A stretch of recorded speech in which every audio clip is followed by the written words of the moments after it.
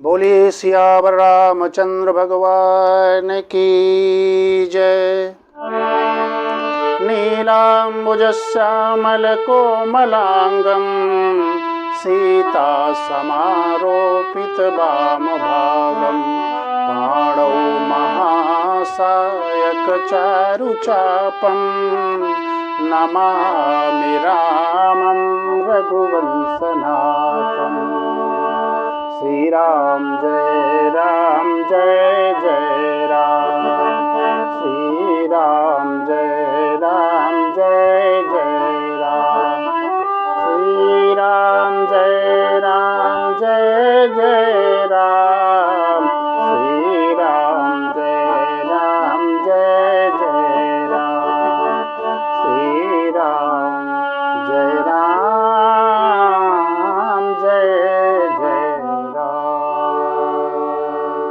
बोले वृंदावन बिहारी लाल की जय।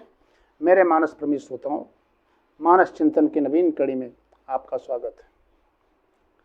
गोस्वामी तुलसीदास जी ने एक नए सत्य का उद्घाटन किया है इस रामचरितमानस में, और जो कि भरत प्रसंग इस रामचरितमानस का प्राण है। इसमें तो सारी की सारी शिक्षा का पुट उड़ेल दिया है उन्होंने, और नई बात को उद्घाटित किया है।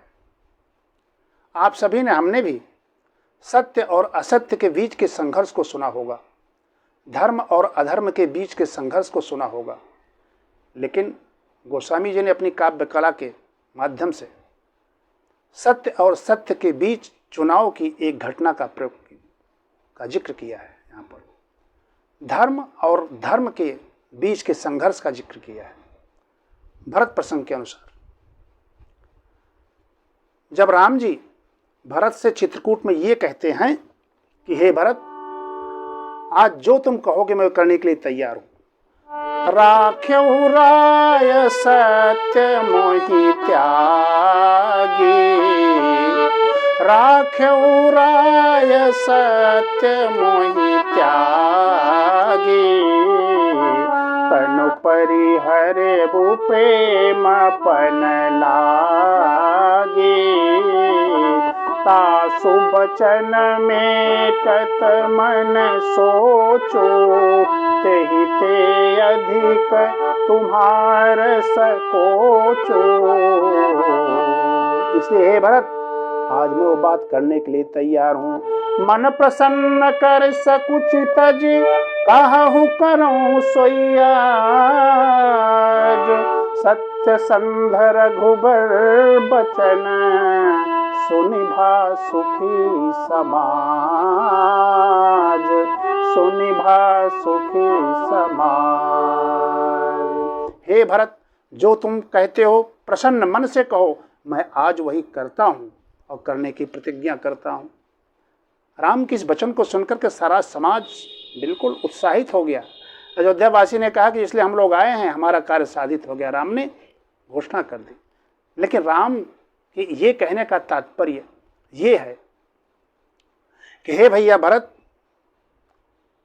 पिताजी ने हमें त्याग करके सत्य और धर्म की स्थापना की है।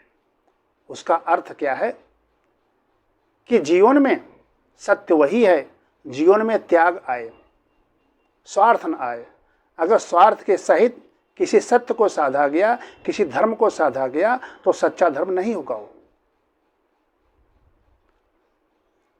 भरत से पूछा गया लोगों ने कि भरत, राम जी के वनवास को तुम किस रूप में देखते हो, तुम्हारा विचार क्या है? क्या महाराज दशरथ ने राम को वनवास दे करके यथार्थ सत्य यथार्थ धर्म का पालन किया है क्या? तो भरत ने कहा नहीं, ये बात नहीं है। पिताजी यहाँ भूल कर बैठे। अब भरत की व्याख्या सुनिए। भरत कहते हैं पिताजी ने धर्म और सत्य का ठीक चुनाव नहीं किया, क्योंकि मरणासन्न स्थिति में थे और मरण काल विधिमति हर लीनी। उनका विवेक विधाता ने हरण कर लिया था, वो ठीक निर्णय नहीं कर पाए। लोगों ने कहा क्यों? कहा उन्होंने कैकेयी के वचन को सत्य मान लिया, और कैकेयी के वचन से पहले जो दिया गया वचन उनका है जो घोषणा की गई है गुरुदेव के सामने, वशिष्ठ जी के सामने, मंत्रियों के सामने कि राम को राज्य दूंगा, उस सत्य को उन्होंने पीछे धकेल दिया। अगर वो विचार करते तो जब कैकेयी ने उनसे वरदान मांगा राम के राज्य की जगह भरत को राज्य देने का, तो उनको कह देना चाहिए था कि वो राज्य तो दिया जा चुका है, गुरुदेव के सामने मैं घोषणा कर चुका हूं, हे कैकेयी महारानी, अब जो बचा है उसी में तुम जो कुछ मांग रहा हो मांग लो। उनकी निगाह में जो पहले वचन दिया गया गुरुदेव को कि नाथ राम करी हैं जुबराजू, वो वचन असत्य हो गया, और बाद में दिया गया वचन जो कैकेयी का है उसको उन्होंने सर्वोपरि मान लिया। तो ये कहाँ का न्याय है? पिताजी ने ठीक नहीं किया। इसी व्याख्या को राम से पूछा गया तो देखिए, भरत भी अपने जगह पर सत्य हैं और राम जी भी सत्य हैं। राम जी ने कहा कि नहीं, पिता ने विशुद्ध धर्म का परिपालन किया है। कैसे?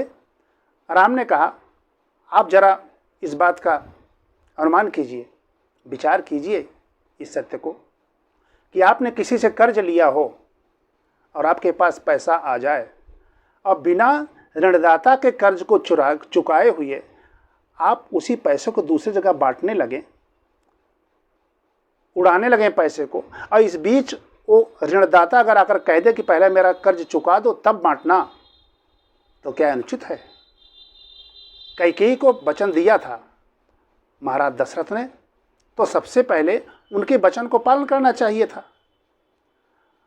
अब उसके बाद उन्होंने बिना माँ से पूछे ही गुरुदेव को वचन दे दिया, तो कहाँ कहना है? इस बीच अगर माँ ने पिताजी से ये कह दिया कि पहले मेरा कर्ज चुका दो, मैं अपना कर्ज पहले मांगती हूँ, और हमको वनवास हो गया, और तो पिताजी ने कैकेयी के वचन को मान लिया, तो क्या उन्होंने गलत किया? उन्होंने बिल्कुल सही किया। उन्होंने कैकेयी के ऋण को चुकाया और भरत को राज्य दे दिया।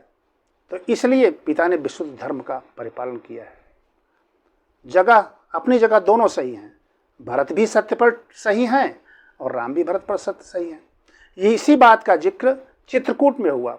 चित्रकूट के सभा में भरत राम जब बैठे तो राम जी कहते हैं, हे भैया भरत, मैं आपके मन की बात करूंगा और आज जो तुम कहोगे मैं उसका डिंडिम घोष करता हूं, उसका पालन करूंगा। तो भरत का वहां पर देखिए क्या बढ़िया भूमिका है। भरत ने ये नहीं कहा कि मेरा सत्य सही हो जाए, राम जी का सत्य चाहे असत्य में बदल जाए। एक स्वार्थी भक्त की तरह उन्होंने अपनी भूमिका वहां पर नहीं निभाई। उन्होंने कहा कि भैया राम,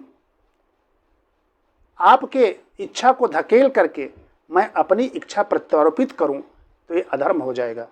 इसलिए प्रभु, मैं तो ये कहता हूं, जय विधि प्रभु प्रसन्न मन होई, जय विधि प्रभु प्रसन्न मन होई, करुणा सागर कीजिए सोई, करुणा सागर कीजिए सोई।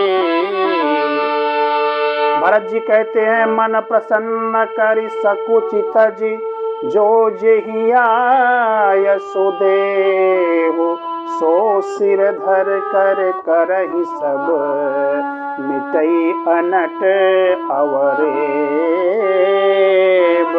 मिटई अनट अवरेब। हे प्रभु, आपका चित्त जिस प्रकार प्रसन्न हो, प्रभु जिस प्रकार आप जिसको जिसको आज्ञा दें, सिर धर करके आपकी आज्ञा का पालन वो व्यक्ति करे, मैं भी करूं, इसी में सबका कल्याण है और मेरी कोई इच्छा नहीं है। राम ने भरत से कहा कि देखो भरत, इसमें समस्या सत्य और असत्य के चुनाव की नहीं है कि एक का वचन असत्य हो जाए, एक का वचन सत्य हो जाए, तो चुनना बिल्कुल आसान है। यहाँ तो सत्य और सत्य के चुनाव की समस्या है। तुम्हारा भी कहना सत्य है और मेरा भी कहना सत्य है, और मैं तुम्हारे सत्य के आगे अपनी पराजय स्वीकार करता हूँ। भले भी मैं असत्यवादी साबित हो जाऊं, लेकिन तुम्हारा सत्य रहना चाहिए। भरत ने कहा नहीं, ऐसा नहीं हो सकता प्रभु। और एक प्रसंग है भीष्म का प्रसंग, जैसा आप हर जगह हर धर्मशास्त्र में कई प्रसंग आपने सुना होगा कि भक्त और भगवान के संघर्ष में भगवान स्वयं हार जाते हैं और भक्त को जिता देते हैं। भीष्म के प्रसंग में देखिए, भीष्म ने हथियार उठा लिया और कहा मेरी प्रतिज्ञा सत्य हो जाए, चाहे भगवान की प्रतिज्ञा झूठी क्यों न हो जाए। प्रभु ने स्वीकार किया, कहा ठीक, भक्त को जिताने के लिए मैं अपनी प्रतिज्ञा तोड़ देता हूँ। वो रथ का चक्का लेकर दौड़ पड़े मारने के लिए। उस प्रसंग को सब जानते, कोई नई बात नहीं है। लेकिन नई बात मैं ये कहना चाहता हूँ, भरत जी यहाँ तो भीष्म से 10 कदम आगे निकल गए और उन्होंने कहा कि हे भैया, हे मेरे भगवान, वो सत्य भक्त हो ही नहीं सकता जो भगवान को असत्यवादी साबित कर दे, जो भगवान को के सत्य को हटा करके अपना सत्य जिता दे, वो सही भक्त नहीं हो सकता प्रभु। और मैं अपने सत्य को जिताने के लिए आपको असत्यवादी साबित कर दूं तो सबसे बड़ा पापी कहलाऊंगा। इसलिए प्रभु, मैं आपकी इच्छा में अपनी इच्छा समाहित करके जैसा आप आदेश दें वही सब करने के लिए तैयार हूं। और भरत ने क्या किया? भरत ने राम के सत्य की रक्षा की और स्वयं हाथ जोड़ करके प्रभु से यही कहा कि जहि विधि प्रभु प्रसन्न मन होई, करुणा सागर कीजिए सोई। राम का भी सत्य रखा भरत ने और अपना भी सत्य रखा। भरत ने हारने किसी को नहीं दिया। राम की जय हुई, राम का सत्य भी बाकी बचा रहा और भरत का सत्य भी बाकी बचा रहा। तो इसमें आप पूछेंगे कि जीत किसकी हुई, चुनाव किसका किया गया? तो देवताओं ने प्रसन्न वहां से जयकार किया कि धन्य भरत जय राम गोसाई, धन्य भरत जय जय राम गोसाई। जयकार पहले भरत की यहाँ पर हुई तब राम की हुई, जबकि आप जानते हैं जयकारा पहले बड़े का लगता है तब छोटे का लगता है। यहाँ देवताओं ने कहा, बड़े मुक्त स्वर में जय जयकार किया कि हे भरत, तुम धन्य हो।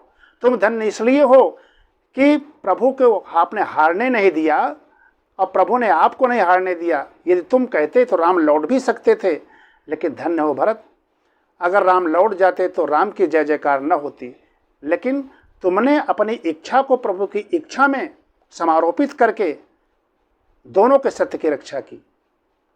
अर्थात तुम्हारा भी सत्य रहा और राम का भी सत्य रहा, लेकिन जय जयकार तुम्हारी हो। धन्य भरत जय राम गोसाई, क्योंकि अगर भरत न होते राम का सत्य न रह जाता।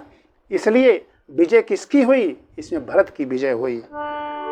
ऐसा आदर्श जीवन भरत का, ये धर्म का सार है, धर्म का निचोड़ प्रभु ने भरत राम के द्वारा, भरत के द्वारा एक प्रेम और समर्पण का अप्रतिम उदाहरण है, जिसके लिए उनकी सराहना हमेशा होती रहेगी, दिग्दिगंत में जब तक सृष्टि रहेगी।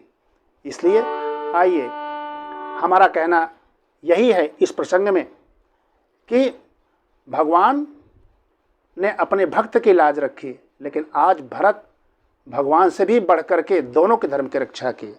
बोले भैया भरत महाराज की जय। मंगल भवन अमंगल हारी, द्रवहु सो दशरथ अजीर भाई, द्रवहु सो दशरथ अजीर भाई। बोले सियावर रामचंद्र भगवान की जय।